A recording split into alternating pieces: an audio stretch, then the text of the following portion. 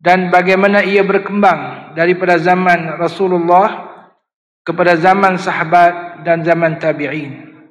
Pada zaman Nabi SAW, penulis mempertegaskan bahwasanya hampir tidak ada perselisihan pendapat dalam erti kata yang tercela, kerana Rasulullah adalah rujukan tunggal yang mana segala perbezaan pandangan di kalangan sahabat akan dibawa kepada Rasulullah, dan Rasulullah yang akan memutuskan kebenaran ataupun melebihkan ataupun membenarkan wujudnya lebih daripada satu pandangan terhadap perkara-perkara yang tertentu. Ini tuan-tuan boleh tengok dalam perbezaan qiraat Al-Quran. Ada sahabat dengar, sahabat ni baca, dia tak biasa baca. Bila jumpa Rasulullah, dia kata dia ni baca Quran tak macam aku baca. Hang baca lagu mana? Baca. Nabi kata, macam tu Quran turun. Hang baca pula macam mana? Baca. Hang baca pun bagus juga, macam tu Quran turun. Kerana Al-Quran ni diturunkan dengan beberapa wajah bacaan ni tokoh Quran kita ada sini. Baik. Kemudian penulis membawa beberapa contoh perbezaan pandangan di kalangan sahabat pada zaman Nabi. Nombor satu, kisah yang masyhurlah, iaitu la yusalliyanna ahadunil asra illa fi Bani Quraidah.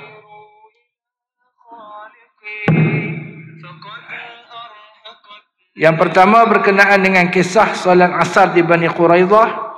Yang kedua, kisah Amr ibn al-As bertayamum kerana cuaca sejuk, dan itu di antara beberapa kisah yang dibawa sebagai contoh. Saya tak buat semua rasanya dalam ringkasan yang saya buat ni.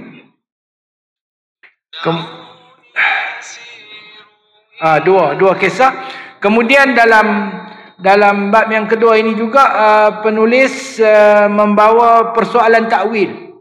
Nanti tuan-tuan baca balik baca sendiri berkenaan dengan takwil. Kerana ada juga perbezaan pandangan di kalangan sahabat.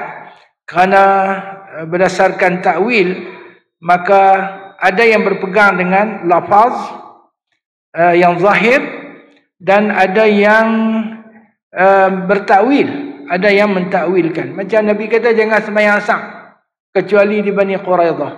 Maka Ibn Qayyim sendiri mengatakan yang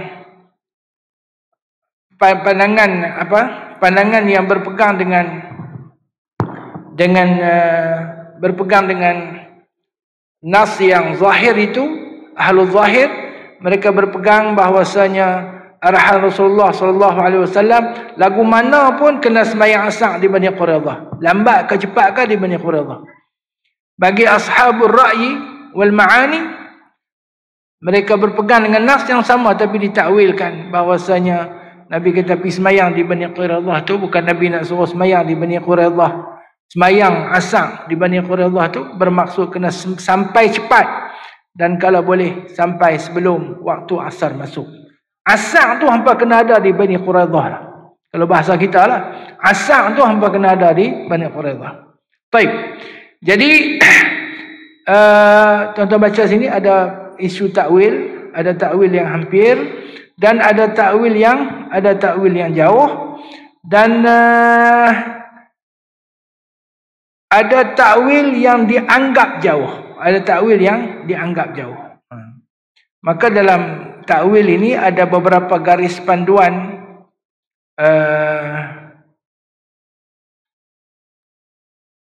untuk menangani isu takwil ini, dan saya harap dapat dibaca oleh tuan-tuan dan perempuan. Dan dalam kaedah kita ada menerima apa yang disebut majaz di dalam Al-Quranul Karim. Kemudian dia ada kaitan dengan ilmu dilalah, ataupun cara menginterpretasikan, sama ada dilalatul alfaz, lafaz-lafaz yang tertentu yang ada dalam Al-Quran, ataupun dilalatus siyaq, ataupun ayat itu dia merujuk kepada apa. Maka dari sana yang berkaitan dengan mafhum, ada mafhum mukhalafah, ada mafhum muwafaqah, ada yang berhubungan dengan dilalah. Kalau tuan-tuan tengok rumusan yang dibuat pada halaman yang ke-30, boleh baca di situ.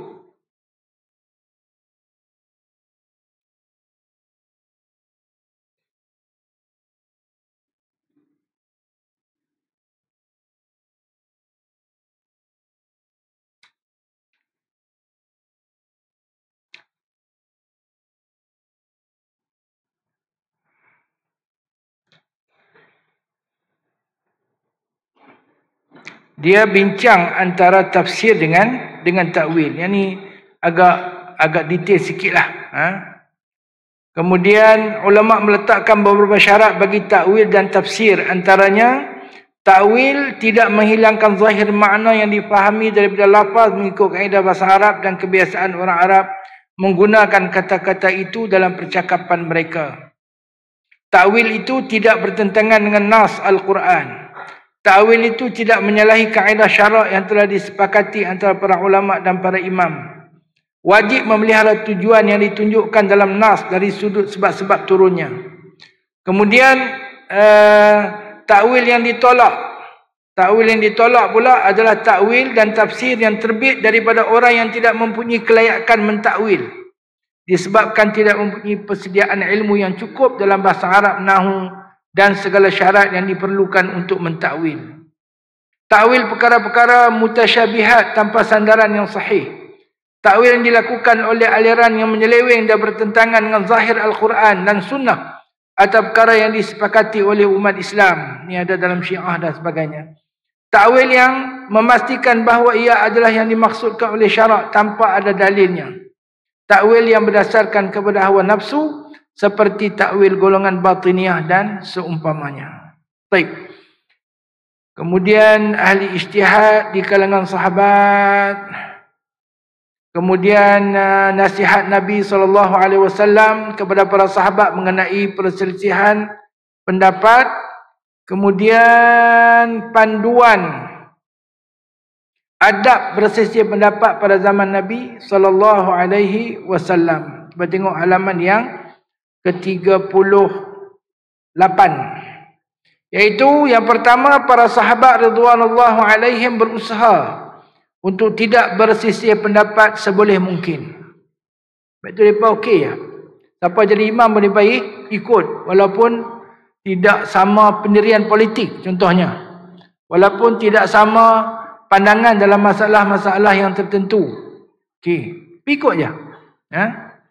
Yang kedua, apabila perselisihan pendapat berlaku meskipun usaha untuk menghindarinya dijalankan, mereka akan segera merujuk perkara yang diperselisihkan itu kepada Al-Quran dan Sunnah baginda SAW.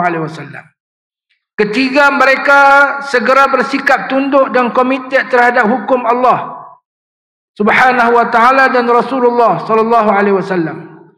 Tidakkah Rasulullah SAW membetulkan perkara yang mereka selisihkan?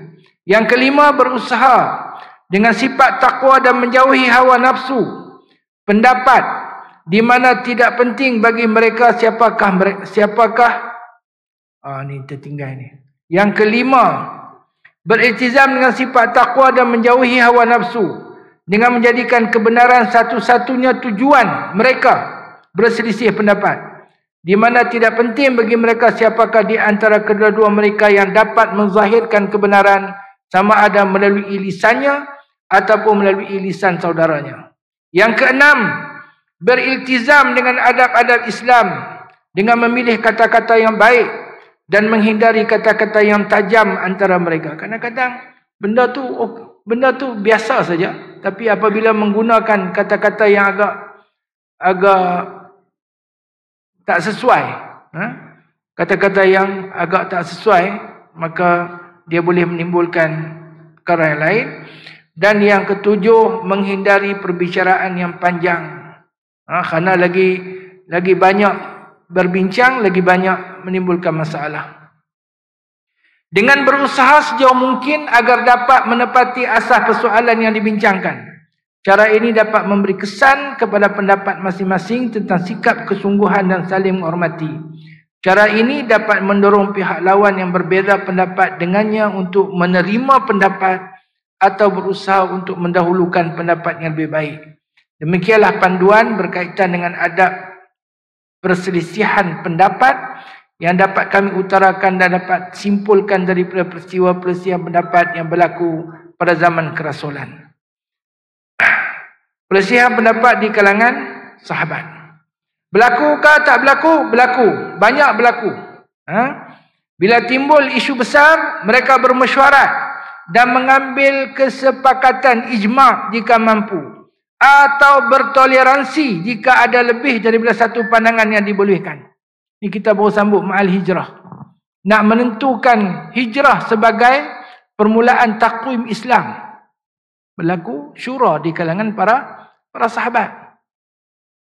Di zaman Sayyidina Umar radhiyallahu anhu, di atas cadangan yang diberikan oleh Sayyidina Abu Musa al-Ash'ari. Ada riwayat mengatakan Abu Musa jawab surat Amirul Mukminin, dia tulis, dia kata surat Amirul Mukminin yang tak ada hari bulan. Pasal dia duduk jadi gubernur di Kufah berdekatan dengan orang Parsi yang mereka ada takwim mereka sendiri. Berdekatan dengan orang Rom yang ada takwim mereka sendiri. Timbul Sayyidina Umar nak buat tarikh, nak buat hari bulan, nak buat takwim.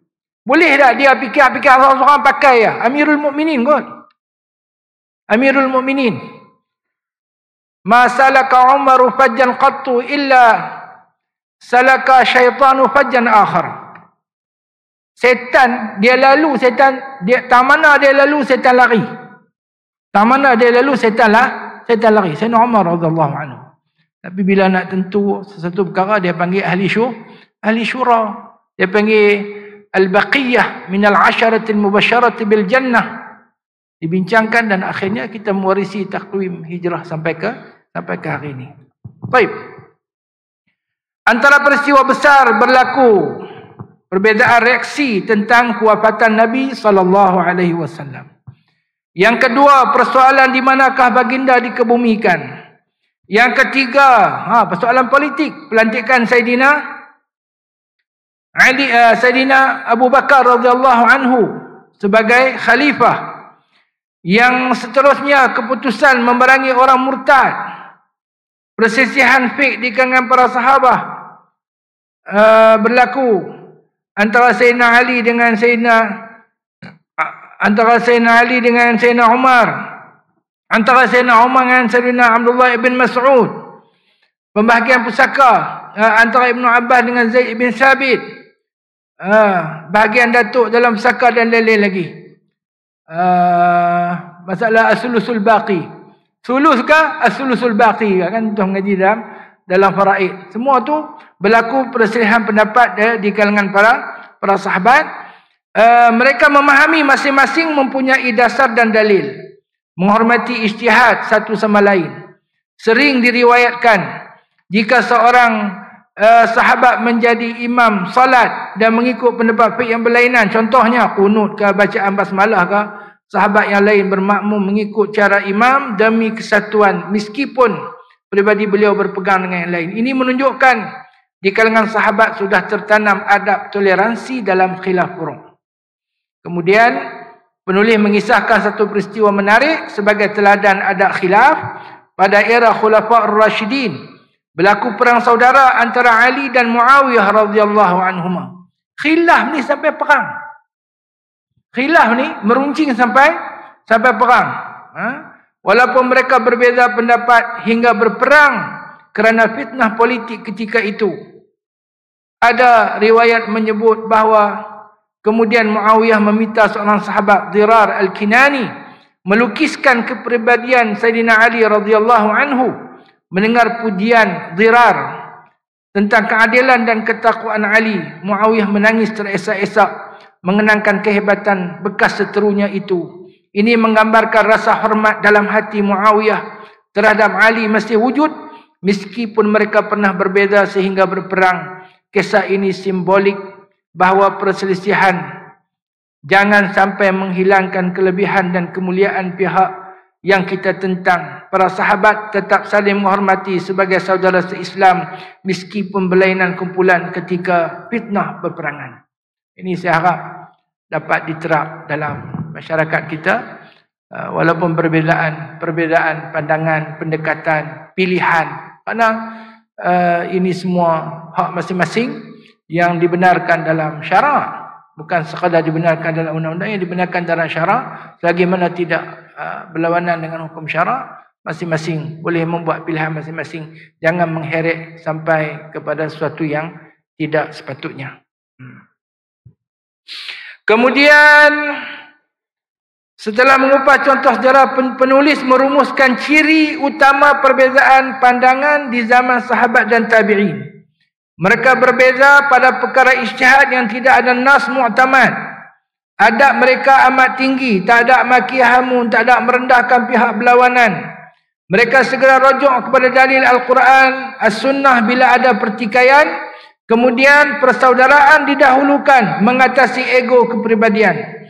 Jika khilaf terlalu meruncing, mereka akan menghentikan perbahasan demi mengelakkan perpecahan umat. Kemudian pada zaman tabi'in, beliau menyorot lagi perbezaan mula meluas ke isu akidah dan politik. Mula politik, lepas tu dia merawit sampai kepada isu akidah. Muncul Khawarij, membawa ideologi agama ekstrim, menghalalkan darah orang Islam. Boleh bunuh sesama Islam, orang Islam lain kafir. Mu'tazilah timbul dari pertentangan teologi. Ini masuk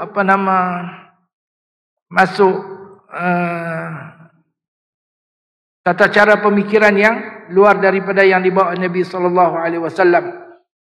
Manakala perbezaan fiqh semakin ketara mengikut kawasan Hijaz, Iraq dan seumpamanya. Namun ulama tabi'in yang terkemuka seperti Sa'id ibn Musayyib, Al-Alqamah, Hasan Basri dan lain-lain tetap menjadi contoh sahabat. Dua lah paling kuat, iaitu di Hijaz ni Ibn Musayyib, dengan di Iraq Ibrahim An-Nakhai. Mereka berdebat dengan dalil, bukan dengan emosi.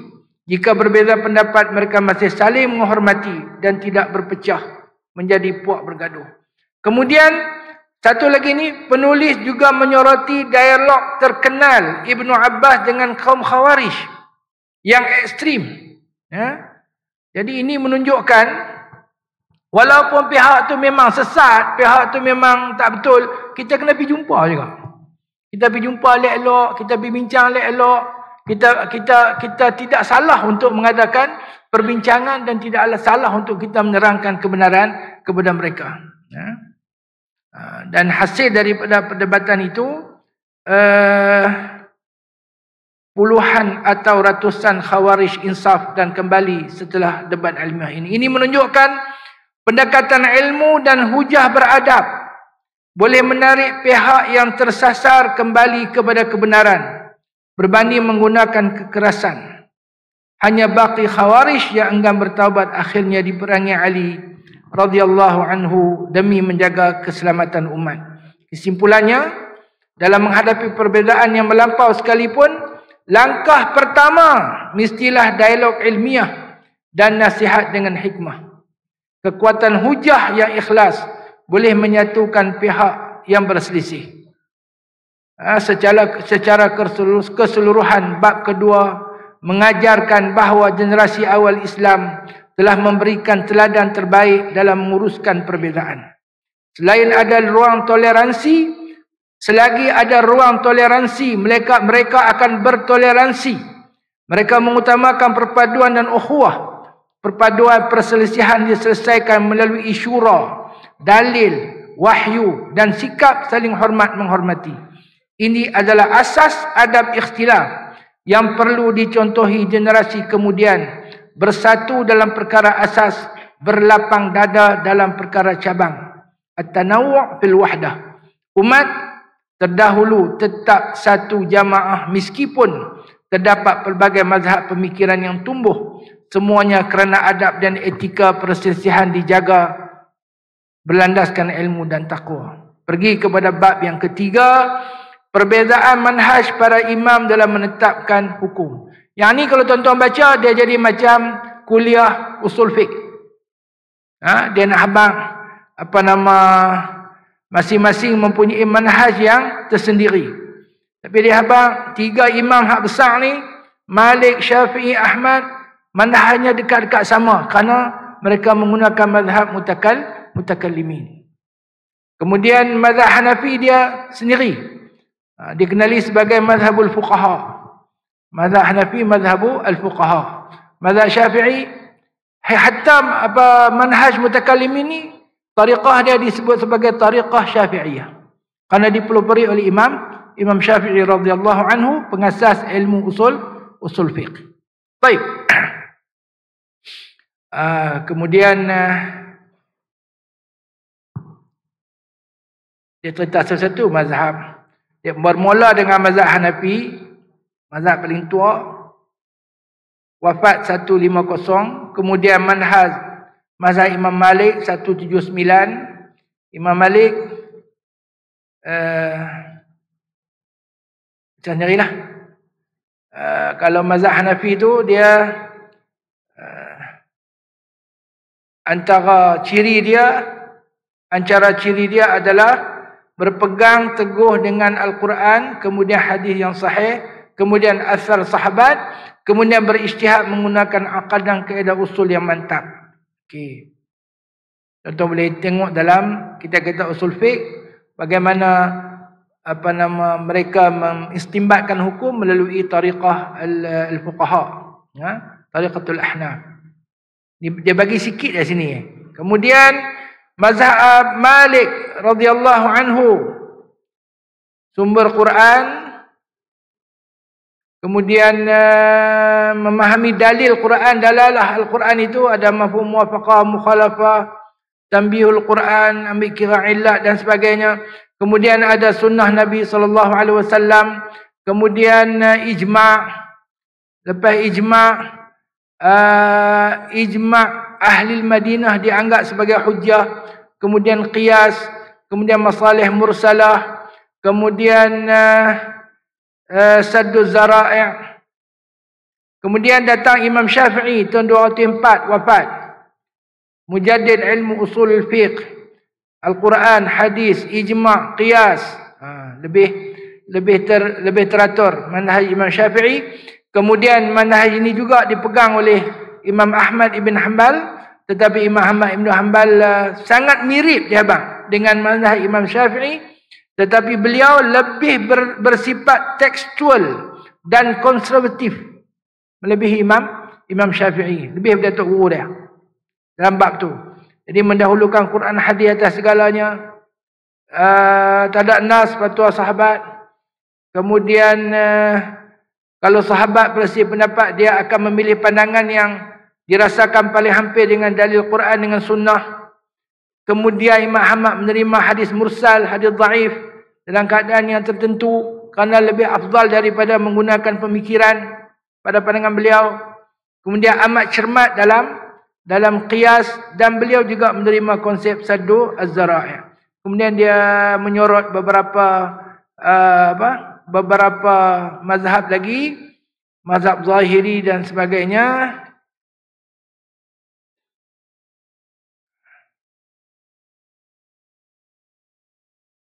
Selepas menghuraikan manhaj setiap imam, penulis memberikan ulasan kami yang kritis terhadap fenomena perbezaan mazhab ini. Beliau menegaskan kebanyakan dasar yang dinisbahkan kepada para imam sebenarnya disimpulkan oleh murid-murid mereka daripada fatwa imam, bukan ditulis sendiri oleh imam berkenaan. Artinya para imam tidaklah berpegang secara kaku pada formulir tertentu. Mereka fleksibel berdasarkan dalil. Malangnya generasi terkemudian terlalu terikat dengan rumusan tersebut seolah-olah ia nas syarak. Mereka berpegang pada mazhab dengan ta'assub, mempertahankan setiap pendapat imam mazhabnya dan menolak pendapat mazhab lain walaupun ada dalil yang kuat. Fanatisme mazhab ini akhirnya menjadi faktor perselisihan buruk. Penulis menyatakan mengikat diri kepada pendapat mazhab secara ta'assub, lalu bermatian membela dan menangkis segala pendapat berbeza hingga melalaikan dalam mendalami Al-Quran dan Sunnah. Inilah punca ketara perbezaan pendapat yang buruk yang tidak pernah diniatkan oleh para imam itu sendiri. Para imam sebenarnya saling hormat dan nasihat agar ikut dalil melebihi pendapat mereka, tetapi pengikut kemudian berlebihan mengagungkan mazhab masing-masing. Akibatnya umat berpecah kepada blok Hanafi, Syafi'i, Maliki, Hanbali dan lain-lain. Penulis membayangkan bahawa umat terkemudian menjauh dari nilai mulia para salaf. Generasi awal berbeza dengan adab dan saling cinta kerana Allah. Generasi kemudian pula berbalah sehingga lupa tujuan asal syariat. Mereka tenggelam dalam perdebatan remeh dan taklid buta hingga umat menjadi lemah. Bab ketiga diakhiri dengan seruan halus, kita perlu mencontohi sikap terbuka para imam. Ingatlah, Imam Abu Hanifah sendiri berkata, ini pendapat terbaik kami, jika ada yang lebih baik kami terima. Tanda mereka tidak jumud. Imam Syafi'i selalu memuji gurunya, Imam Malik, dan juga menghormati Abu Hanifah, walaupun mengkritik beberapa pandangan. Imam-imam bersahabat saling belajar. Contohnya Imam Syafi'i berguru dengan Imam Malik, juga menimba ilmu Imam Abu Hanifah daripada Muhammad Asy-Syaibani. Imam Ahmad pula mengiktiraf keilmuan Imam Syafi'i dan berkata, Syafi'i seperti matahari bagi dunia. Ini semua tanda tiada hasad atau ta'assub buta antara mereka. Yang ta'assub selalunya pengikut kemudian yang melampau. Oleh itu penulis menasihati agar tidak terperangkat dalam fanatik mazhab. Hormatilah semua mazhab mu'tabar. Ambil pengajaran bahawa perbezaan metodologi adalah lumrah ijtihad manusia. Jangan mengubah perbezaan daripada permusuhan. Okey. Yang ni paparan sejarah, benda yang telah pun berlaku, dan kalau kita, dia cakap umumlah untuk dunia Islam. Kalau kita nak tengok dalam suasana kita ini, kita nak balik kepada negara kita ataupun yang setempat kita ini, maka kita akan lihat dah establish satu mazhab yang mu'tabar dalam Islam, dan adakah perlu dirombak, adakah perlu diruntuhkan, adakah tindakan itu membawa kepada kebaikan ataupun membawa kepada sesuatu yang boleh merosakkan hubungan dalam masyarakat ataupun merencatkan perkembangan agama Islam tu, itu kita kena fikir. Kita bermazhab Syafi'i, kita tak pernah kata pun orang ikut mazhab Hanafi ke Hanbali ke Maliki ke sesat ataupun sama seperti pengikut ajaran sesat. Dah. Dan macam itulah juga sikap kita. Sebagaimana sikap kita begitu, kita juga tidak senang kalau orang untuk datang dan menganggap mazhab Syafi'i ini mazhab yang sesat, yang tak betul, dah begitu, dah begini. Sebab itu kadang-kadang belah kita ni, kadang-kadang ada orang luar negara mai. Dia main mengaji sini ke, dia main kerja sini ke, kan? Dia main mengaji sini ke, dia main kerja sini. Dia nampak beza. Beza. Hal khilaf tu khilaf yang mu'tabar, dia tak tahu. Sebab tu bila kita tak tahu, bila kita tahu, Syekh Ali selalu kata ni, kamu tahu, tapi kita tahu. Dan kita tahu banyak, dia kata. Tapi kita kena ingat, benda yang kita tak tahu lagi banyak. Kita tahu dan kita tahu banyak, dan kita kena ingat juga, banyak lagi benda kita tak tahu. Macam tu lah. Dia main tengok, geng-geng ni nak semayang, ambil semayang tu, duk basuh kepala ni, duk sapu kepala ni, sapu kepala sikit-sikit macam tu. Oh, dia kata mana sah ni? Mana sah? Tak sah. Wuduk macam ni tidak sah. Macam ni. Wamsahu biru'usikum. Dia duk terang tu. Dia duk terang pula kat kita. Benda mudah ya. Oh, kalau kita habaq ada dalam mazhab Syafi'i macam ni. Syafi'i apa? Tengok Quran dia kata. Tengok Quran. Lepas tu ada kes. Ada orang apabila diajukan kepada dia masalah dan kawan duduk kita Quran kata macam ni, hadis kata macam ni. Dia tu jawab Syafi'i kata macam ni, Malik kata macam ni, Hanafi kata macam ni. Hang ni apa? Aku kata Quran, hadis, hang duk kata Syafi'i, Malik, Hanafi. Apa dia ni? Adakah Syafi'i, Malik, Hanafi ni apa boleh menandingi Quran dengan sunnah? Dia kata hang salah. Ulama tu jawab kamu salah. Yang aku kata tu aku nak habaq kepada kamu bahawasanya yang kamu sebut tu adalah kefahaman kamu kepada Al-Quran dan sunnah, begitu. Dan saya nak habaq kefahaman kamu ni berbeza dengan kefahaman Malik, berbeza dengan kefahaman Syafi'i, berbeza dengan kefahaman Abu Hanifah, dan aku lebih tenang, aku lebih percaya, aku lebih rasa lapang dada kalau aku berpegang dengan kefahaman imam-imam ini berbanding dengan kefahaman kamu. Nampak tak? Jadi faham dia dengan faham a'immah tu, faham dia dengan faham imam-imam, kita nak pegang faham siapa lagi? Orang lain saya tak tahulah. Tapi kalau saya, baik saya pegang faham siapa? Faham imam yang baca Quran sehari 8 kali. Ni setahun 2 kali pun tak ada, setahun sekali pun tak ada. Yang hafal 40,000 hadis, yang hafal 100,000 hadis, yang hafal beratus ribu hadis, yang hafal 300,000 hadis, yang hafal hampir 1 juta hadis. Al-Hakim, Al-Hujjah bil hadis, Al-Hakim tahu semua hadis. Macam Imam Ahmad Ibn Hanbal. Kan? Yang hafal hadis arba'in tu pun hafal melalui apa? Melalui handphone. Handphone dia habis bateri, dia kata tak apa. Kalau Musa Sya'bani tak apa, dia hafal Quran. Dia ahli jatang kuasa tasahih mushaf lu. Kan? Baik. Kita pergi kepada bab yang seterusnya, bab yang keempat. Sebab-sebab perbezaan pendapat dan perkembangannya. Ini penting juga. Dan tuan-tuan boleh balik dan boleh baca lah. Yang dirumuskan di sini, ada sebab-sebab yang A itu sebab-sebab berpunca daripada bahasa. Sebab itu cabang ilmu bahasa Arab ni tak dapat lari daripada ilmu agama kerana asasnya adalah bahasa. Asasnya adalah bahasa. Antaranya ada lafaz mushtarak. Bila lafaz mushtarak saja, maka dalalah dia adalah zanni. Seperti lafaz quru'. Wal mutallaqatu yatarabbasna bi anfusihinna thalathata quru'. Di antaranya adalah wal mutallaqatu yatarabbasna bi anfusihinna thalathata quru'. Quru' tu mushtarak.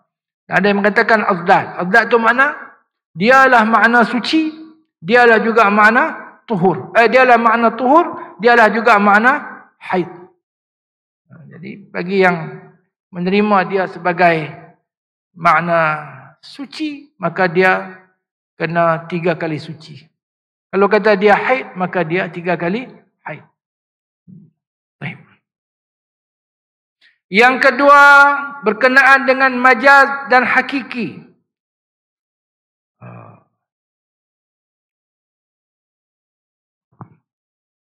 Yang ketiga, berkenaan dengan struktur ayat dan nahu. Ada am, ada khas, ada mutlak, ada muqayyad, ada amar, ada nahi, ada amar. Adakah semua amar itu wajib? Bagaimana amar yang menunjukkan tidak wajib? Apa qarinah dia? Ada larang. Ini semua dalam dikaji oleh para ulama. Okey. Pendek kata, faktor bahasa merupakan sumber utama khazanah khilaf. Allah menurunkan Quran dalam bahasa yang indah dan padat. Sahabat dan ulama berusaha memahaminya, tetapi kadang-kala berbeza tafsiran kerana kehalusan bahasa. Ini bukan kecacatan, tetapi memberi keluasan Umat harus menerima hakikat. Satu teks boleh dipahami berbeza tanpa niat buruk, asalkan masih dalam ruang lingkup bahasa Arab dan kaedah yang benar. B. Sebab-sebab yang berpunca daripada riwayat sunnah. Ini pula faktor perbezaan dari sudut penerimaan dan pengetahuan hadis Nabi sallallahu alaihi wasallam. Ada beberapa faktor. Hadis tak sampai kepada mujtahid. Kemudian sampai tetapi kepahaman ataupun status yang berbeza. Kemudian hadis bercanggah pada zahirnya. Kemudian hadis nasakh mansukh. Ada takhsis, ada taqyid. Kadang-kadang kita buat, Imam Syafi'i tak jumpa hadis ni. Ulama ni tak jumpa hadis ni. Yang tu agak apa? Agak keterlaluan. Dia, tuan-tuan, kalau nak tengok satu buku yang baik dalam kenaan hadis ni, baca buku Asarul Hadis fi Ikhtilafil A'immah, karangan Syekh Muhammad Awwamah hafizahullah, hidup lagi beliau. Buku tu lah ni dicetak dan dikepilkan bersama dengan kitab Adabul Ikhtilaf mengikut versi Muhammad Awwamah. Jadi saya cadanglah. Tuan-tuan boleh cadangkan supaya diskusi Adabul Ikhtilaf ini diperluaskan lagi. Iaitu dengan merujuk kepada beberapa tokoh yang lain juga. Daripada aliran yang lain. Ambil kitab tokoh Salafi satu. Ambil kitab tokoh Islahi satu. Ambil kitab tokoh madhabi satu macam Syekh Muhammad Awwamah, dan kita tengok, kita combine, kita tengok dan kita bincangkan, kerana man kasura ittila'uhu qalla i'tiraduhu. Siapa yang banyak ittila' dia kurang bangkang orang. Siapa banyak ittila' dia kurang bangkang orang. Kalau kira nak bangkang orang ni saja dia sikit lah. Dia apa? Macam Sya'bi katalah, ilmu ni 3 jengkai kan. Ilmu ni 3 jengkai. Al-ilmu salah satu ashbar. Man nala shibran syamikha anfuh. Siapa dapat jengkai? Siapa dapat jengkai, dia akan rasa dia tahu semua. Hidung dia naik tinggi. Dia rasa dia lah paling alim dah. Al-alimul allamah lah. Kok Kedah ni tak ada orang boleh challenge dia dah. Dia baru dapat jengkai sebenarnya. Bila dia dapat jengkai lagi, khada'a qalbuh. Hati dia akan jadi tunduk. Kerana bila dia mengaji lagi, dia akan rasa, dan dia akan faham bahawasanya benda dia tak tahu tu banyak lagi. Benda dia tak tahu tu banyak lagi. Habis umur pun tak cukup nak mengaji banyak lagi. Habis umur pun tak cukup nak mengaji banyak lagi tu. Kemudian jengkai yang ketiga, dia kata hayhat. Tak ada orang boleh dapat. Kecuali Nabi-Nabi dan Rasul-Rasul yang diwahyukan oleh Allah Azza wa Jalla. C. Sebab yang berpunca daripada kaedah usul dan panduan istinbat. Macam kita kata tadi. Yang ni pakai qiyas. Yang ni pakai istihsan. Yang ni pakai sadu zara'i. Yang ni pakai amal ahli Madinah. Maka takkan sama. Allah alam, kok saya silap dengar. Satu ceramah. Kawan-kawan mengaji Mesir kan, dia kan satu syekh nama Syekh Taha Ar-Rayyan. Syekh Taha Rayyan, rahimahullah. Dengar. Syekh Al-Malikiyah fil Azhar Syarif. Dia mengajar Bukhari. Dia ceritalah satu kes yang mana mazhab Malik ini berbeza dengan mazhab-mazhab yang lain. Dan dalam mazhab Malik ni, dalam perbezaan tu, mazhab-mazhab yang lain berpegang dengan hadis-hadis yang sahih. Hadis-hadis yang sahih. Tapi hadis sahih tu adalah hadis-hadis yang ahad. Tuan-tuan kan hadis ahad. Hadis-hadis yang ahad. Syekh Taha kata, yang ni, mereka berpegang dengan hadis yang sahih, betul, sumber yang sahih. tapi 2-3 orang. 2-3 orang. Boleh kira dengan jari. Perawi dia tu boleh kira dengan jari, satu tabaqat sampai kepada Rasulullah sallallahu alaihi wasallam. Boleh kira dengan jari. Hak ni yang Imam Malik kata ni, perawi dia berapa biji bah? Berapa biji bah dia kata. Ni dia, wallahualam lah. Mungkin saya salah faham ke apa ke. Saya pun bahasa Arab kan pandai sangat kan. Mesir pula kan. Dia kata yang ni berapa biji bah? Bah dia kata. Ni amal ahli Madinah ni berapa biji? Berapa biji bah? Yang dia tengok amalan ahli Madinah tu. Dan dia adalah tabi'in. Maka dia pernah jumpa dengan tabi'in. Iaitu anak-anak murid para sahabah radhiyallahu anhum ajma'in. Wa radhiyallahu anil jami' al-a'immah ajma'in. Amin. Baik. Jadi, cara istinbat itu tak sama. Maka perbezaan pandangan itu berlaku. Jadi dalam bab keempat,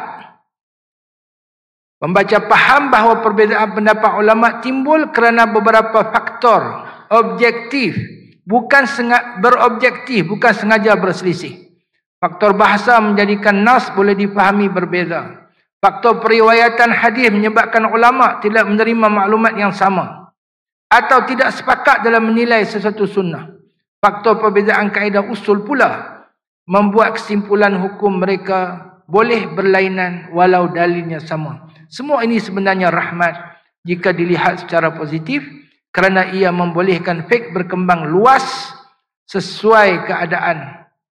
Namun dengan syarat niat ulama adalah mencari kebenaran.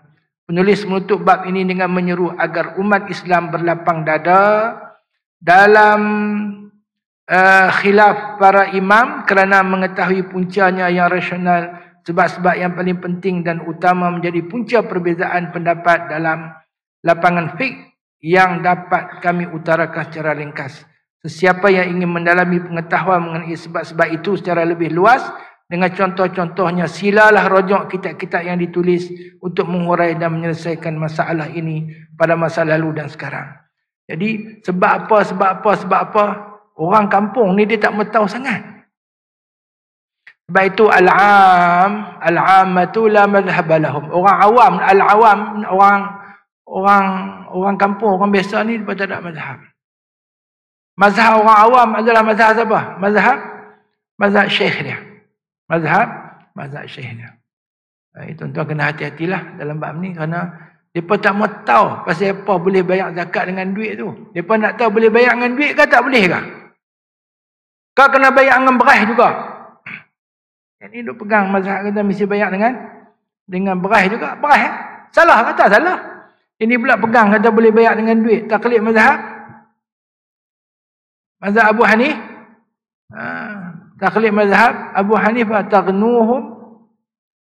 tughnihim anil mas'alati fi misli hadzal yawm.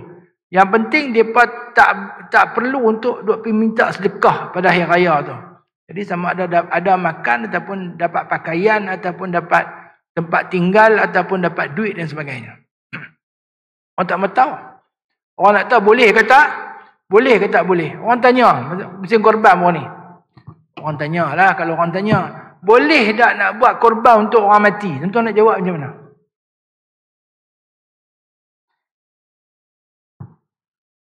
Ustaz kata boleh, ni ustaz ni kata tak boleh, ustaz ni kata tak sah.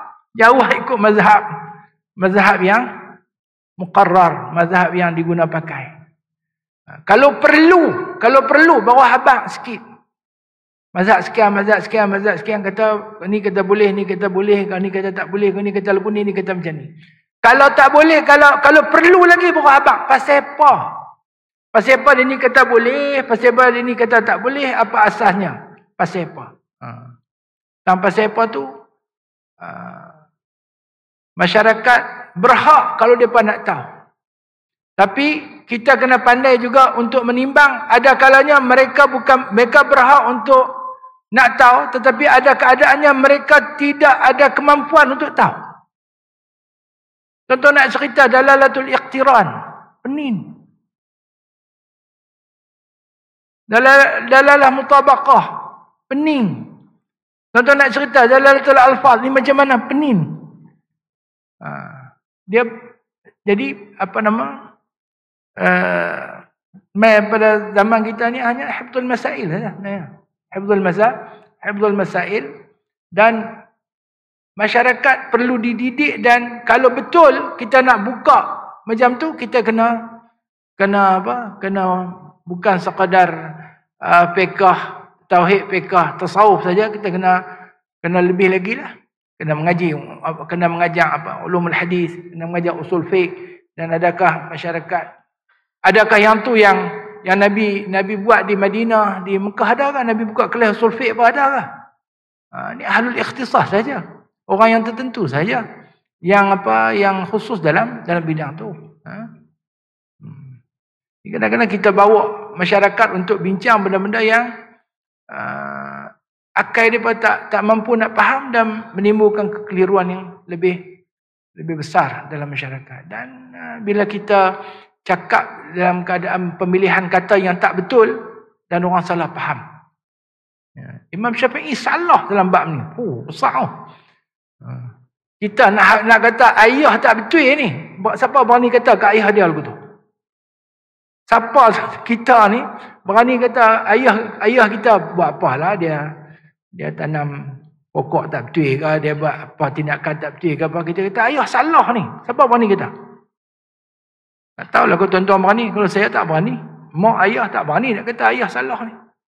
Tu dengan ayah kita. Ni dengan imam. Dengan imam. Bukan dekat dengan imam. Puak ni kena-kena dengan Rasulullah pun boleh kata macam tu. Tindakan Rasulullah ni kurang wajar. Hang pula kurang ajar.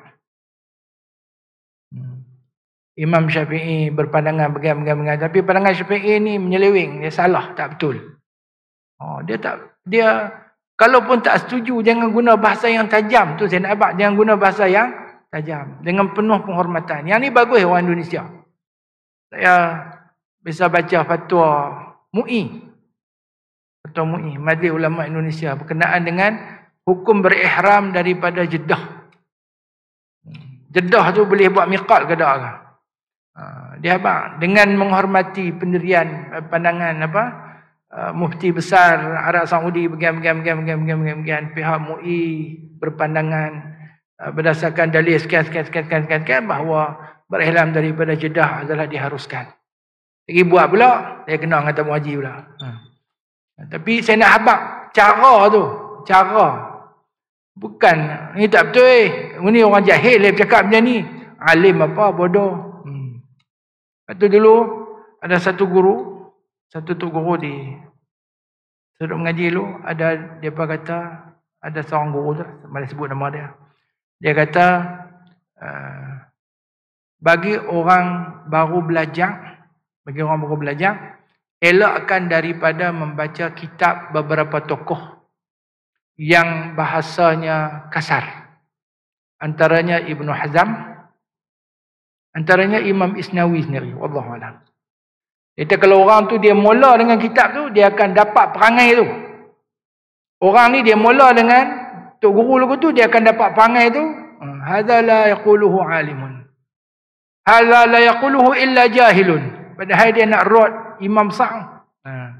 Jadi perangai tu jangan ada. Walaupun ada pada sebahagian ulama yang mutaakhirin. Pada sebahagian ulama yang mutaakhirin. Nak rot tak ada masalah, tapi dengan penuh adab, dengan penuh tata susila dan kesopanan. Kalau tuan-tuan tengok geng buat broadcast, saya minta maaf lah kalau tuan-tuan pun geng buat broadcast juga. Buat broadcast, panggil 2-3 orang hak satu aliran dengan kita, lepas tu buat tanya-tanya, hentam satu arah saja, tak ada orang boleh jawab. Seronok. Dia termasuk dalam 3 perkara yang paling syok dalam dunia. Yang pertama makan free, lagi makan free. Yang kedua, apa kata gerek kan? Kami Pulau Pinang kata, orang-orang kata naik baskat, turun gon. Tahu gon tak? Sini kata gon tak? Naik baskat, turun gon, syok. Makan free, naik baskat, turun gon. Yang ketiga, kata ke orang tak jawab. Ni duk baca khutbah setiap minggu kan? Kata ke orang, siapa boleh jawab? Han jawab, faqad lagaut. Kata ikut suka. Yang syok pula, ada setengah-setengah tu imam tu ambil peluang. Dia berkeliling dengan siapa-siapa, ambil peluang. Bila baca khutbah, dia bubuh kawan tu. Dia tak sebut nama, tapi orang tahu dia ni duk kata kat kawan ni. Kau ni nak jawab tak? Tak boleh. Syok. Macam buat broadcast kata kat orang. Kata syairah kapiak pun ada, saya dengar. Ini agak melampau. Agak melampau. Bukan agak melampau, memang melampau. Kita tidak akan mengkafirkan siapa-siapa pun selagi mana dia ahlul qiblah, dan tidak ada takfir. Kalau tuan-tuan tengok dalam satu buku Idahud Dalil,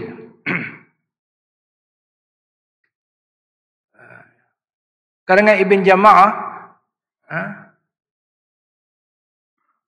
fi qat'i hujaji ahli ta'til. Idahud Dalil fi qat'i hujaji ahli ta'til. Dalam mukadimah tu disebut kita tidak mentakfirkan firqah Islam ni secara keseluruhan, secara seketui tu. Tapi boleh ditakfirkan secara seorang-seorang dihukumkan kufur ikut kes dia. Si Polan ni kes dia apa? Si Polan ni kesnya dia kata Allah Ta'ala ni ada bini contohnya. Tapi dia seorang lah. Dia seorang, bukan satu geng dia ke semua. Bukan satu geng dia ke semua. Macam itulah kita pun, kan?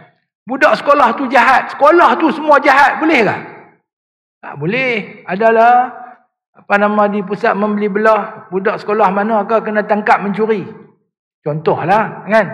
Oi, jangan hantar anak pergi sekolah tu jahat, mencuri. Padahal mencuri tu berapa orang? Seorang eh.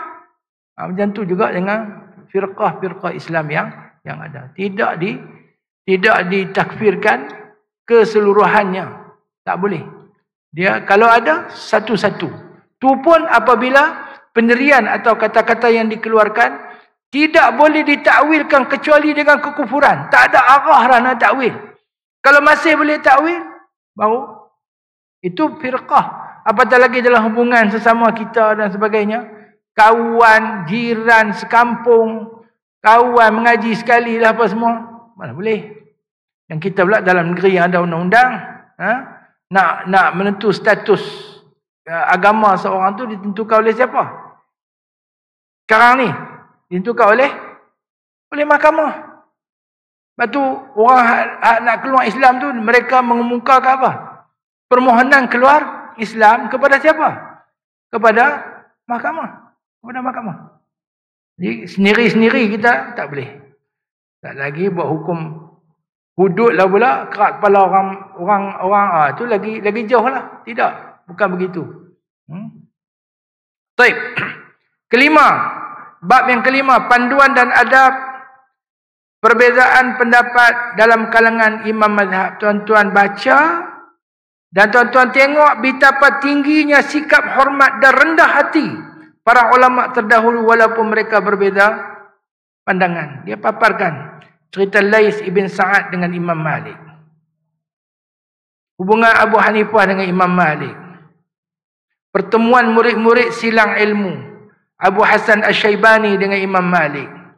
Imam Syafi'i dengan Muhammad al-Hasan. Imam Malik dengan Sufyan ibn Uyainah. Imam Malik dengan Imam Syafi'i. Jadi dipaparkan semua ini mengajar kita bagaimana tokoh-tokoh ilmu Islam bersikap dalam perbezaan. Mereka saling mendoakan dan memuji, mengirim nasihat secara lembut. Tidak mencerca pihak lawan, mengakui kelebihan orang lain, tidak ta'assub diri benar sendirian, mengutamakan perpaduan umat. Ini di antara yang ada dan menjadi petunjuk dan kita boleh ikuti hari ini. Lah ni kak, geng ni kalau pergi mengaji kat geng ni habis ya.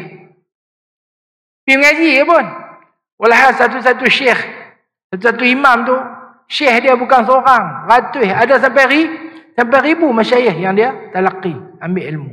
Ni tak boleh mengaji kat kau ni, mengaji kat kau ni, tak boleh. Mengaji kat kau ni, tak boleh mengaji kat kau ni. Mengaji kat kau ni, tak boleh mengaji kat kau ni. Tok guru berkeliling, Tok guru pun buat tunjuk panggil huduh. Dengan anak-anak murid sekali tunjuk panggil huduh. Jadi duk tuan-tuan guru. Tuan-tuan guru kena ingat. Apa pun duk kat tok guru. Tok guru buat panggil huduh. Duk maki orang. Duk cerita ulama lain. Anak murid pun ikut turut sama. Macam tu.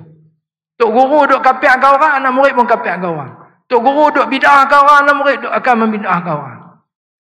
Dia ikut dia ikut angin semasa. Tak payah. Tak payah. Tuan-tuan guru sekalian, kita ada misi kita sendiri. Kita ada cara kita sendiri. Ada pendekatan kita sendiri. Kalau nak lawan menang, ambil ke hang menang. Senang. Hang nak menang. Hang menang ni, ambil yang menang. Kalau nak lawan pandai, tak ada hang pandai lagi pada aku. Ambil pandai kat hang. Tak ada masalah. Kita kena ingat. Wa ma umiru illa liya'budullaha mukhlishina lahuddin. Kita nak apa? Ataupun kita nak apa dalam kerja agama kita buat ni. Okey. Habis. Yang keenam, perselisihan pendapat selepas kurun terbaik. Ini paparan yang dibuat oleh Al-Imam Al-Ghazali rahimahullah. Dia cerita paparan yang dibuat oleh Al-Imam Al-Ghazali rahimahullah, situasi selepas daripada kurun yang keempat, perubahan berlaku. Cuba tengok. Zaman Khulafa Ar-Rashidin, Khulafa sendiri adalah ulama yang bijak. Kepimpinan politik mulai dipegang selepas Khulafa Ar-Rashidin. Setelah itu kepimpinan politik mulai dipegang oleh yang kurang layak dalam bidang ilmu agama. Maka timbul jurang antara ulama dengan pemerintah. Dan terdapat khulafa yang mengupah fuqaha untuk membantu fatwa kerana mereka sendiri tidak mampu. Ini memulakan era di mana ulama mendekati penguasa, bukan penguasa mendekati ulama. Dia mulalah. Jadi khulafa perlu kepada pandangan ulama, maka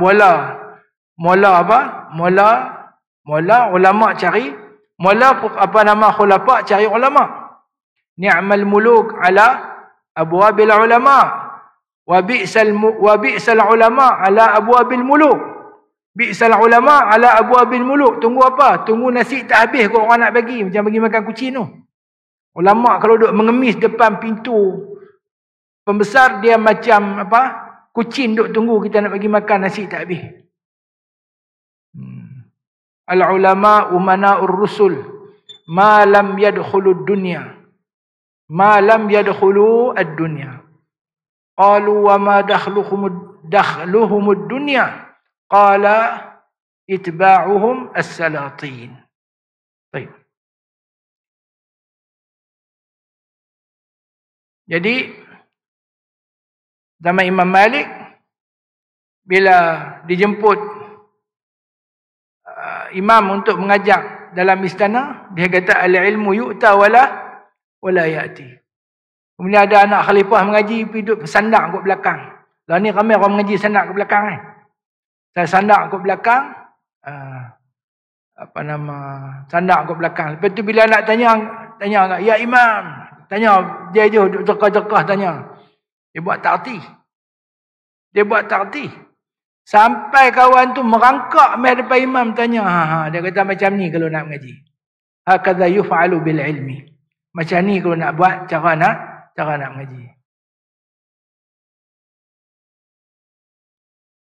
Ni tuan-tuan kata saya suruh bersikap tak baik pula, tapi saya nak cerita je lah. Ni fan nombor 1 ni. Kemudian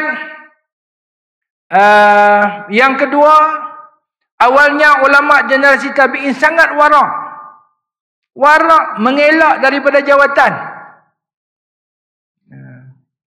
Tuan-tuan kenal tak Juha? Kan? Ada riwayat mengatakan nama dia apa? Juha ni adalah seorang yang alim, tapi buat-buat gila kerana tak mau jadi qadhi. Kita pula zaman berubah. Ramai orang-orang yang gila buat-buat alim kerana nak jadi, tak pegang jawatan. Zaman dulu, ulama yang pandai-pandai ni ada sampai terpaksa buat-buat gila kerana tak mau jawatan. Zaman lah, ramai orang-orang yang gila-gila Buat-buat jadi alim kerana nak jawatan. Sekian dimaklumkan. Sedap kata kat orang kata kat aku. Ustaz Ahmad Izzah kata kat saya, sedap kata kat orang. Sedaplah kata kat orang. Okey. Namun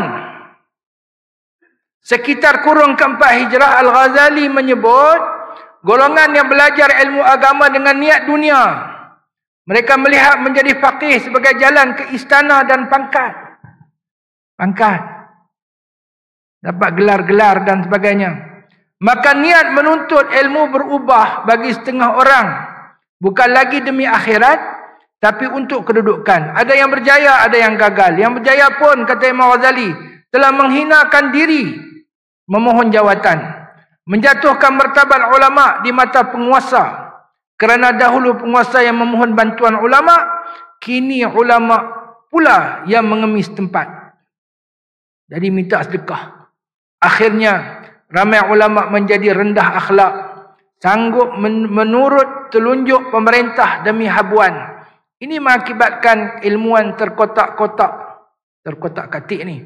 Ada yang jujur dan dipinggirkan, ada yang diterima istana tetapi menjadi alat. Penyakit hubud dunia melanda sebahagian penuntut ilmu. Ini di antara sebab. Ini di antara sebab.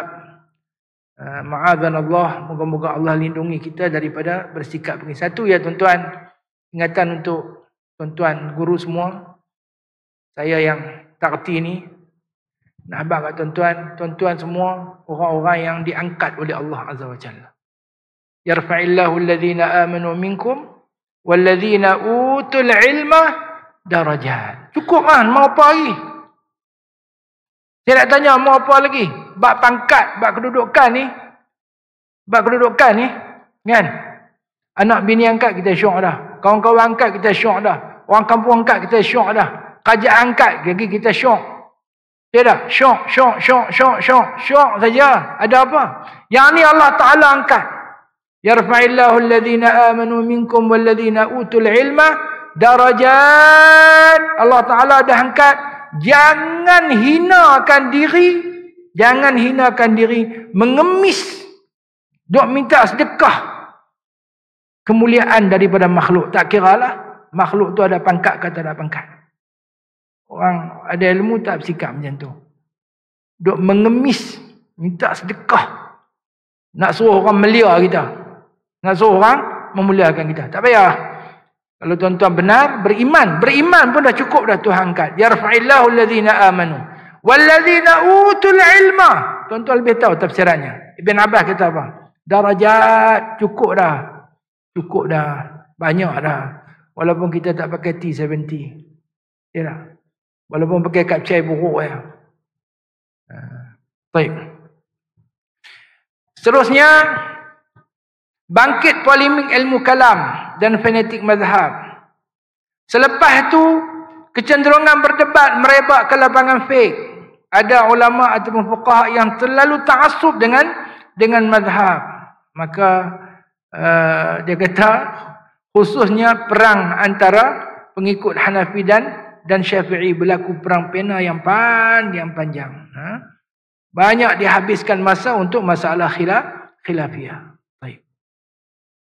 Paparan ini menunjukkan kepada kita penyakit sebenar umat adalah pemisahan pemikiran. Tengok muka dalam buku betul saya tak tahulah, tapi dalam nota saya ni, paparan ini menunjukkan kepada kita, satu, penyakit sebenar umat adalah pemisahan kepimpinan fikrah kepada kuasa politik selepas era Khulafa Ar-Rashidin.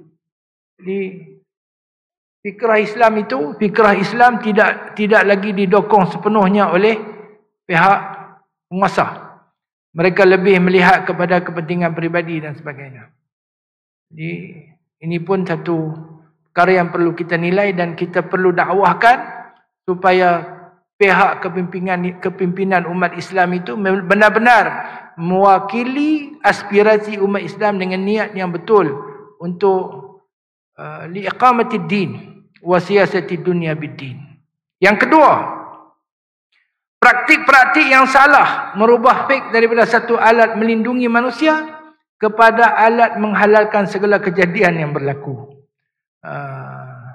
Yang ni kita tak baca banyak. Atas tu dia akan sebut. Fiqh sepatutnya menjadi dasar hukum untuk memandu manusia, melindungi manusia. Maqasid syarak dia macam hak 5 tu semua tu untuk lindungi yang tu, untuk ajar manusia, dan maqasid terbesar syariat untuk meletakkan hidup manusia atas garisan syarak. Ja'alul hayah fi aini syariah, untuk meletakkan kehidupan di atas garis syariat, kata ulama usul. Okey, jadi fiqh untuk apa? Fiqh penuh dengan hiyal, penuh dengan helah. Helah nak bagi boleh, benda tak boleh macam mana nak cari bagi boleh juga. Jadi ulama fiqh ni duk apa? Satu ketika dulu sampai tulis kitab-kitab berkenaan dengan nak cari helah. Macam mana benda tak boleh tu nak bagi jadi boleh juga. Kena bayar zakat, tapi macam mana nak bagi jadi tak payah bayar zakat. Ada bini kita benci, macam mana nak bagi bini tu bila kita mati tak dapat pesaka kita. Buatlah helah macam mana. Ada anak yang kita sayang lebih, macam mana nak bagi anak lain tak dapat pesaka. Cara dia macam mana? Belum mati. Adalah saya buat pula. Kan? Jadi dengan hilah-hilah ni, hiyal ni terutamanya digunakan untuk kepentingan pihak yang ada kuasa. Itu masalah. Baik. Kemudian akibat taklid dan jumud. Okey. Umat Islam semakin mundur. Kemudian Syekh rahimahullah mengatakan sampailah kepada kuasa-kuasa besar ataupun kuasa-kuasa luar mengambil kesempatan menakluk dan memaksakan ideologi mereka kepada umat Islam. Bukan lama. Dalam 100 tahun lebih sikit saja, tuan-tuan.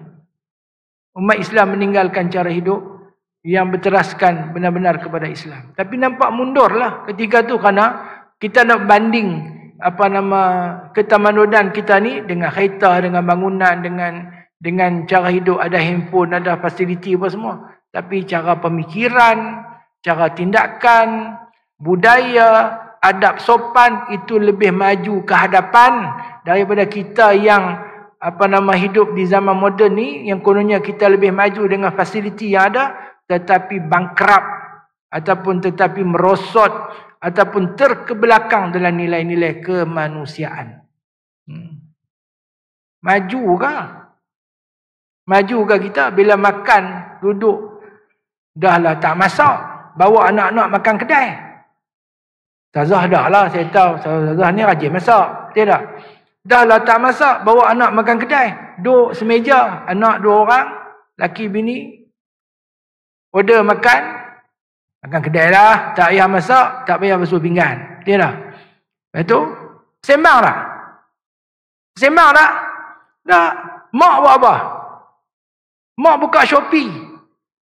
Bapa buat apa? Bapa buka TikTok. Betul? Bapa buka TikTok. Anak buat apa? Anak main game. Atau maju kot. Majulah. Dulu kalau makan ni tertib, duduk. Masa makan lah ayah kita nak nasihat apa pun, nak tanya apa, ingat tak? Ada lagi nilai-nilai macam tu. Mungkin di kalangan ustaz-ustaz ada lagi lah. Dalam masyarakat ada ke tak ada? Kalau mak dengan pak pun jumpa selisih ya. Mak dengan pak jumpa selisih. Baik. Kemudian situasi umat di zaman moden. Penulis menggambarkan umat lena dalam kejahilan dan taklid. Asyik mengenang kegemilangan silam tanpa usaha memperbaiki diri. Pemerintah pula banyak yang sekular, meminggirkan syariat. Ulama ada yang bisu demi menyelamatkan diri sehingga rakyat tidak dipimpin. Keadaan ini amat menyedihkan. Berbanding dengan as-salafus salih. Okey. Kemudian berlaku kebangkitan Islam dan cabaran perselisihan semasa. bila muncul kesedaran Islam, as-sahwatul islamiyah, kesedaran untuk kembali kepada agama Islam, maka umat Islam sudah nampak cahaya di hujung sana yang memberi harapan kepada mereka untuk kembali menjadi umat yang hebat. Tapi lepas dia tulis kitab ni 40 tahun dia tulis kitab ni, dia tengok perkara yang berlaku adalah semakin meruncing. Perkara yang berlaku semakin meruncing. Beliau wafat dalam tahun 2017 macam itulah. Belum tu dia ada tulis satu buku, balik cari dalam internet dah, boleh download. Buku dia nama Min Adabil Ikhtilaf ila Nabdhil Ikhtilaf. Min Adabil Ikhtilaf ila Nabdhil Ikhtilaf. Dan dia tarik balik sebahagian daripada kenyataan dia di sini. Dia kata tak boleh dah ikhtilaf ni, kita kena bersatu padu sungguh. Tapi saya ingat kalau nak bincang benda tu, dia kena satu platform yang lain lah.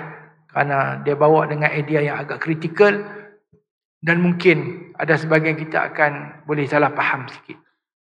Balik baca dulu buku tu. Baik. Jadi dalam konteks ini, penulis menggariskan cabaran terbesar di tengah gerakan kebangkitan ialah perselisihan pendapat dalaman umat yang berlebihan. Bacalah. Salafi lah, ahlul hadis lah, ahlul taqlid lah, kapiak lah, pasik lah, bid'ah lah, sesat lah, ejen musuh lah, sebagainya. Jadi dalam bab 6 ni, dalam bab ni beliau rahimahullah menyatakan kegusaran tu zaman tu 87 masa dia tulis ilmu ni. Kemudian timbul pula dia kata zaman tu sampailah zaman sekarang mujtahid palsu. Ilmu tidak seberapa tetapi ghurur, rasa pandai, lalu memecah belahkan umat dengan fatwa melulu dan tuduhan sesat merata. Terutama yang tak ada adab ni. Al-ilmu bila adabin kanari bila hatabin. Terdengar? Kata-kata siapa? Al-ilmu bila adabin, ilmu tanpa adab, kanari bila hatabin. Macam api tanpa hatab, tanpa kayu api. Api tak ada kayu api. Dia singgah rata. Dia bakar tilam, dia bakar kuasen, dia bakar dapur, dia bakar apa? Bakar lemari, dia bakar serba. Bakar muka orang, bakar kain orang, bakar tu, bakar ni. Ilmu tanpa adab. Lepas tu perasaan mujtahid. Perasaan mujtahid ni ramai.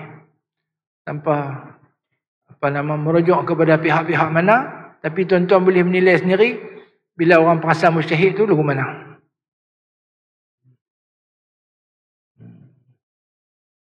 Okey. Baik. Jadi untuk itu, dia kata setelah menganalisis masalah, bab ke-6 diakhiri dengan penyelesaian berupa jalan yang selamat untuk keluar dari kemelut perpecahan. Penulis menggariskan beberapa langkah praktikal sebagai ikhtiar membina kesatuan umat dan membaiki adab ikhtilaf. Antaranya yang pertama, melahirkan generasi ulama mujaddid yang berkualiti tinggi. Tempat kita pun ada usaha ni, buat sekolah-sekolah dengan moto jelas, nahwa jailil ulama, untuk melahirkan generasi ulama. Itu moto yang jelas. Moga-moga berjaya. Kemudian ada universiti-universiti yang ditubuhkan di negara-negara Arab yang mana memberi tahap keilmuan itu kepada alim, lepas alim mujtahid, lepas tu tapi universiti itu pun dah tutup. Yang kedua, mereformasi pemikiran umat dan sistem pendidikan kena direformasi. Okey. Macam tengok apa yang dia cadangkan. Dia tak nafikan kepentingan universiti-universiti ataupun pusat-pusat pengajian yang Islam, tetapi perlu kepada reform. Perlu kepada reform.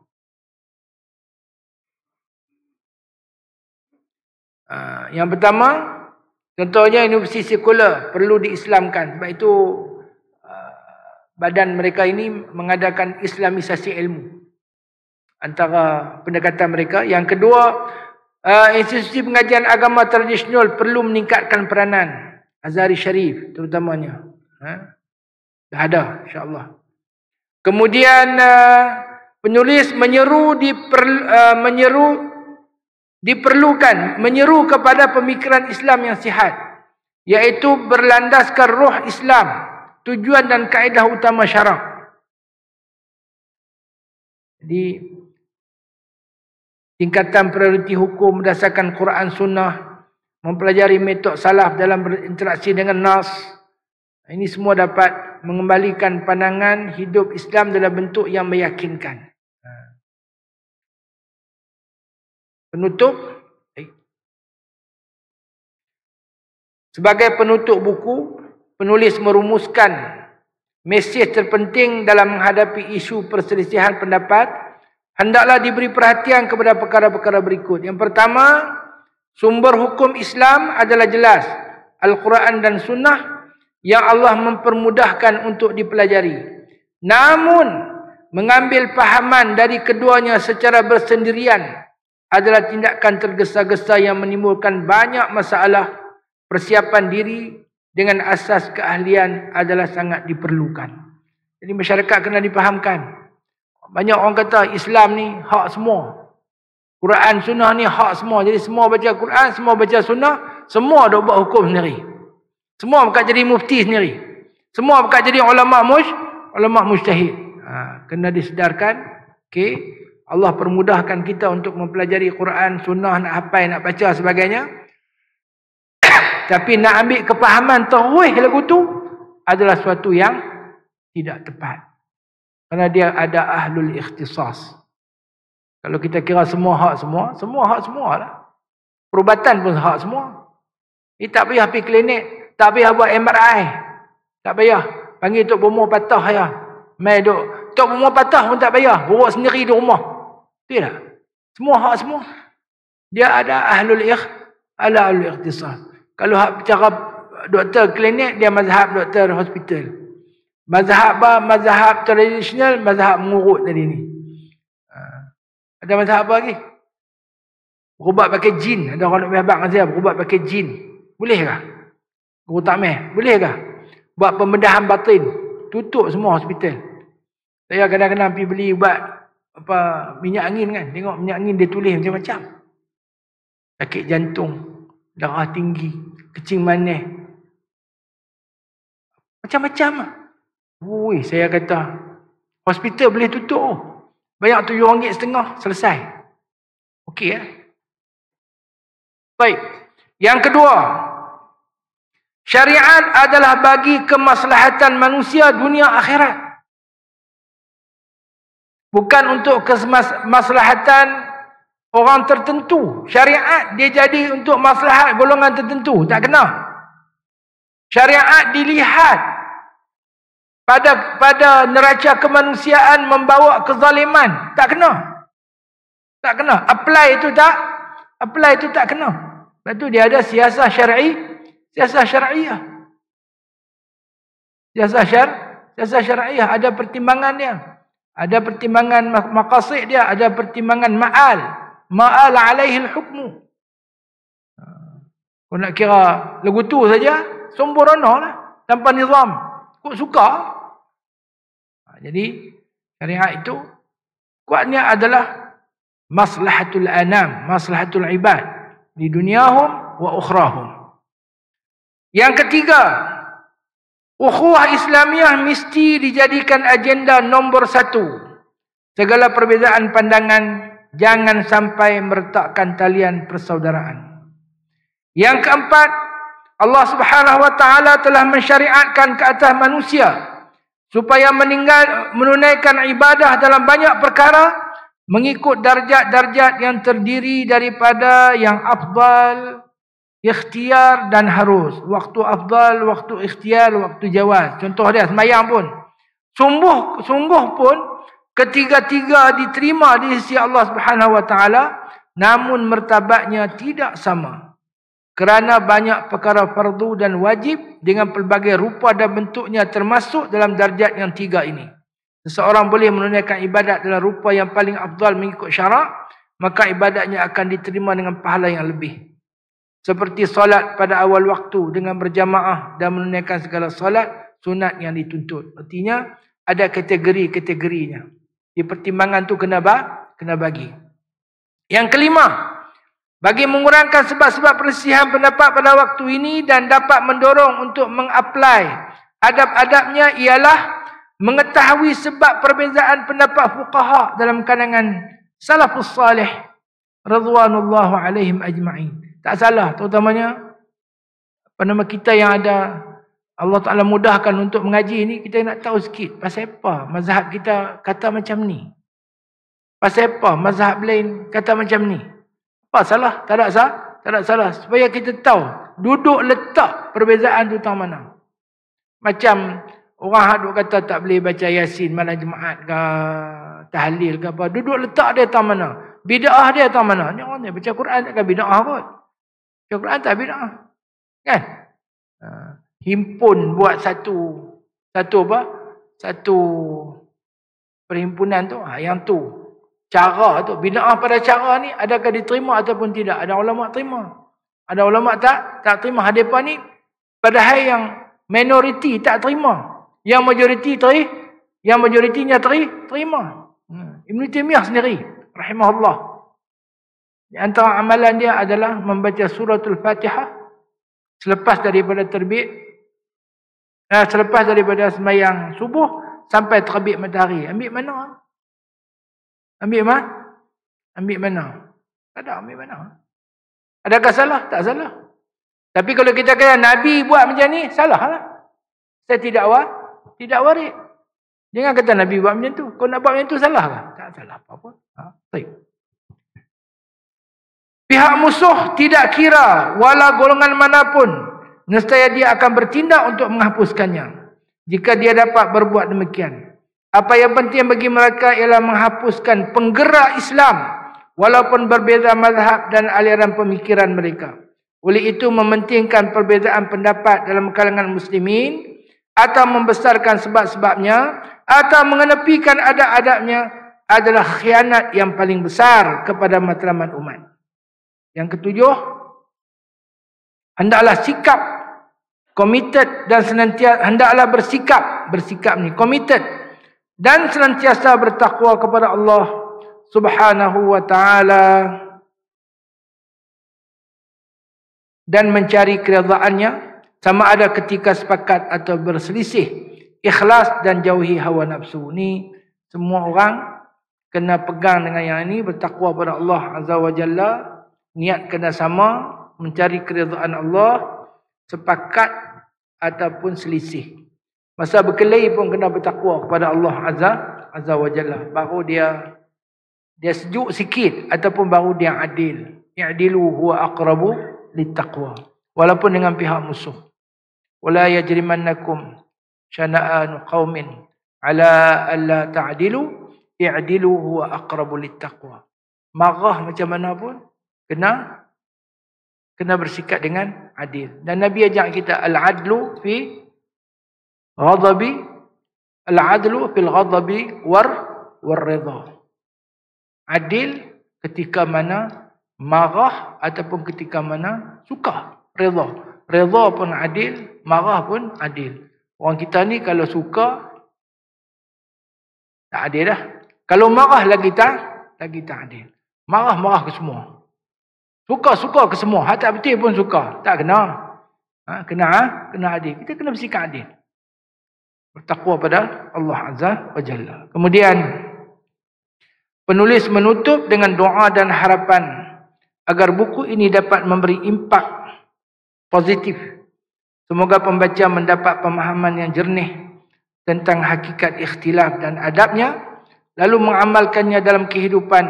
Mudah-mudahan usaha kecil ini membantu mengukuhkan kesatuan umat walaupun kita berbeza dalam perkara cabang. Lagi kita berpegang teguh pada tali Allah, Al-Quran dan Sunnah dan mendahulukan ukhuwah Islamiyah. Perbezaan pendapat tidak akan memudaratkan malah akan menjadi rahmat yang memperkayakan khazanah Islam. Umat Islam bisa bersatu dalam kepelbagaian. Bagaimana generasi salaf berjaya dahulu. Inilah pesan utama yang ingin disampaikan penulis sebagai penutup bicara. Dengan berbekalkan adab ikhtilaf, kita melangkah ke hadapan memperbaiki nasib umat ke arah kegemilangan yang diridai Allah. Amin. Ya Rabbal Alamin. Yang bawah tu sikit nota. Ustaz Buh bilah bahasa Arab tu. Al-khilaf huwa at-tanawwu' fi itar al-wahdah bain al-juzur wal furu'. Adabul ikhtilaf, apa maksud adabul ikhtilaf? Yushiru ila as-sulukiyat wal mumarasat allati tahkumu al-khilaf bain al-afrad wal jama'at بطريقة حضارية ومحترمة مع التركيز على الحفاظ على الوحدة والتماسك الاجتماعي. Pendirian Al-Ulwani ila tajawuz al-khilafat al-shakliyah والتركيز على الأصول المشتركة مع التأكيد على أهمية احترام آراء الآخرين والتعايش السلمي معهم. أهمية آداب الاختلاف. يرى العلواني أن أدب الاختلاف ضروري لبناء مجتمعات قوية ومتماسكة حيث يمكن للجميع التعبير عن آرائهم بحرية واحترام دون اللجوء إلى العنف والتناحر.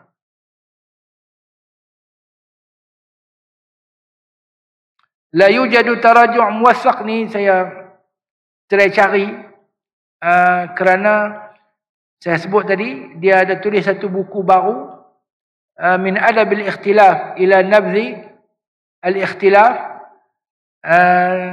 Tapi anna al-adab al-ikhtilaf daruri qawiyya mutamasika حيث يمكن لم يتم عثور على أي معلومات رسمية أو موثقة حول تراجع الدكتور طه جابر العلواني عن أي من آرائه المحددة في كتابه أدب الاختلاف. Cuma dia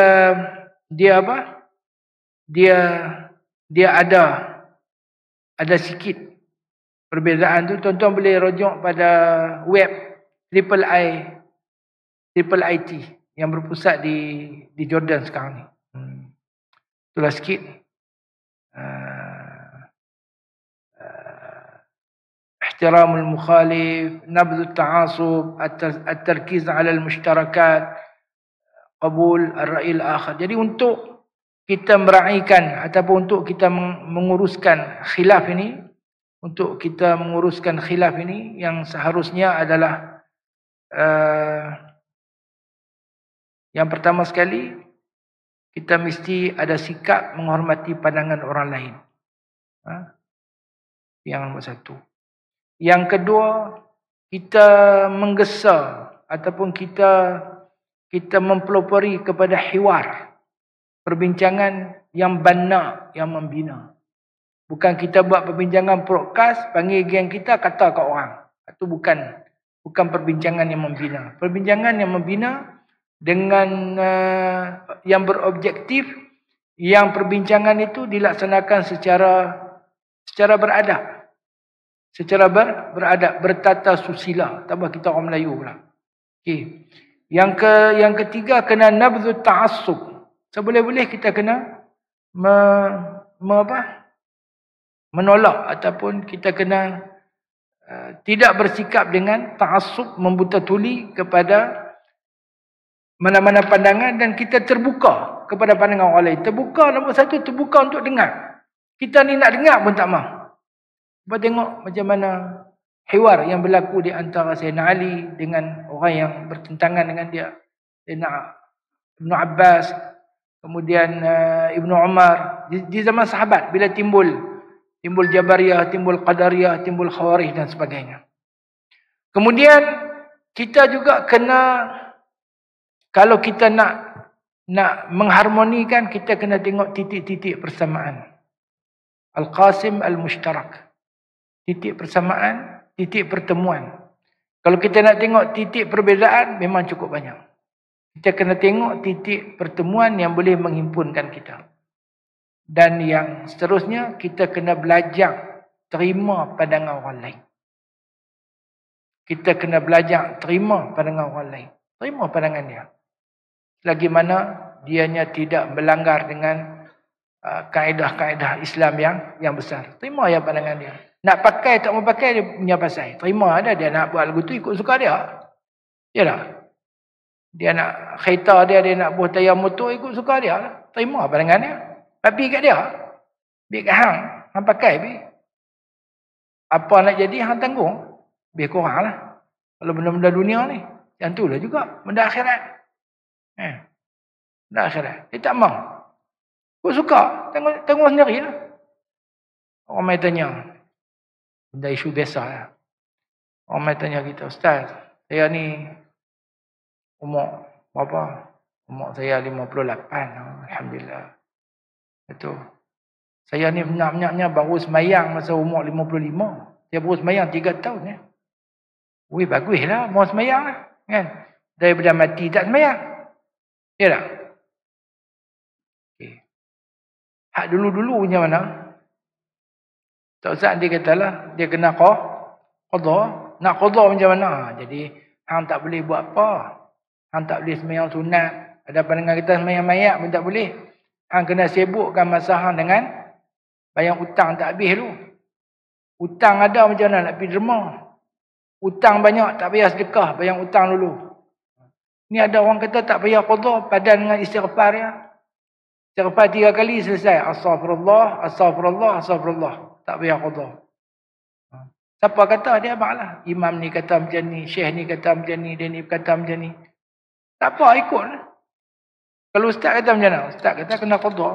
Imam yang 4 semua kata kena qadha. Imam 4. Saya tak berani nak kata. Contoh dah.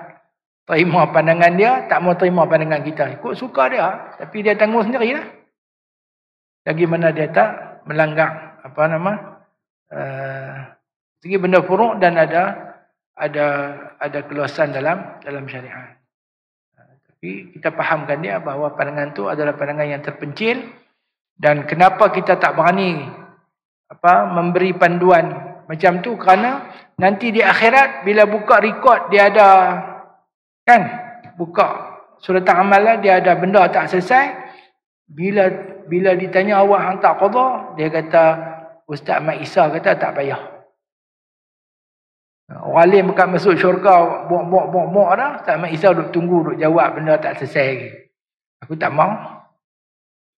Dia tak mau. Dia tak mau. Macam tu lah. Jadi macam tu lah kot tuan-tuan dan puan-puan yang dirahmati Allah sekalian. Yang dapat saya bentangkan pada tuan-tuan. Mula buat slide. Saya ingat banyak.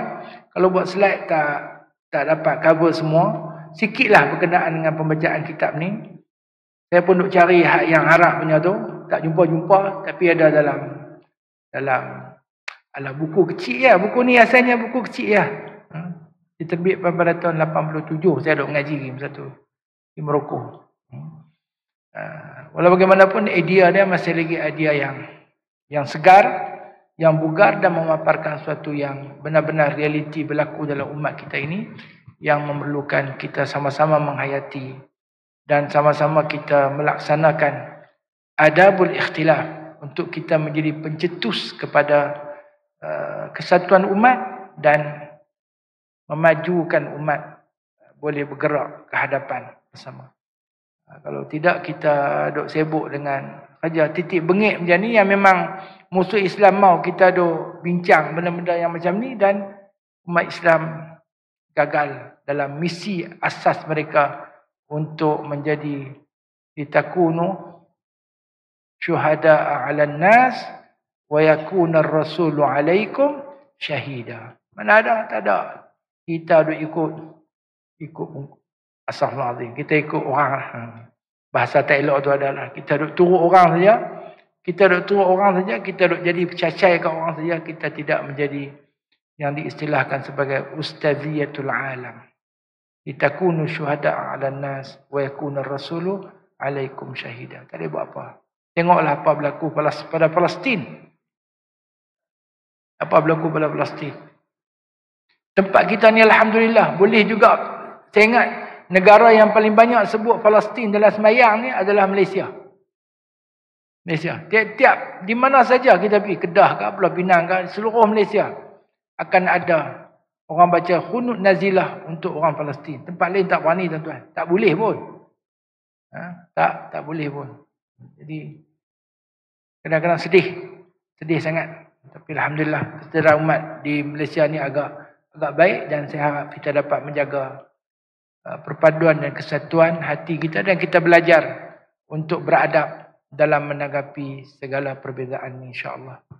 Jadi saya serahkan kembali majlis ini kepada pengacara majlis. Wassallallahu wasallam wa baraka ala sayidina Muhammad wa ala alihi wa ashabihi ajma'in. Subhana rabbika rabbil izzati amma yasifun. Wassalamun ala al-mursalin walhamdulillahi rabbil alamin. Wassalamualaikum warahmatullahi wabarakatuh. Waalaikumsalam warahmatullahi wabarakatuh. Majlis merakamkan jutaan terima kasih kepada yang berusaha Datuk Haji Rosli bin Osman atas perkongsian ilmu yang disampaikan pada hari ini. Kami pohon izin Datuk untuk berkongsi slide yang Datuk buat pada hari ini kepada grup-grup guru takmir kami. Betul? Jadi insya-Allah tuan-tuan, majlis kita pun dah berada di penghujung, cuma belum habis lagi lah. Sebab kita ada satu slot khas yang mana kita akan diberikan taklimat oleh Ketua Pegawai Eksekutif Lembaga Zakat Negeri Kedah, iaitu Datuk Syekh Zakaria bin Osman, dan juga selepas itu barulah kita terus ke majlis penutup. Jadi tuan-tuan boleh kekal dulu dalam dewan ni, jangan. Jadi sebelum kita terus ke slot bersama dengan CEO Zakat,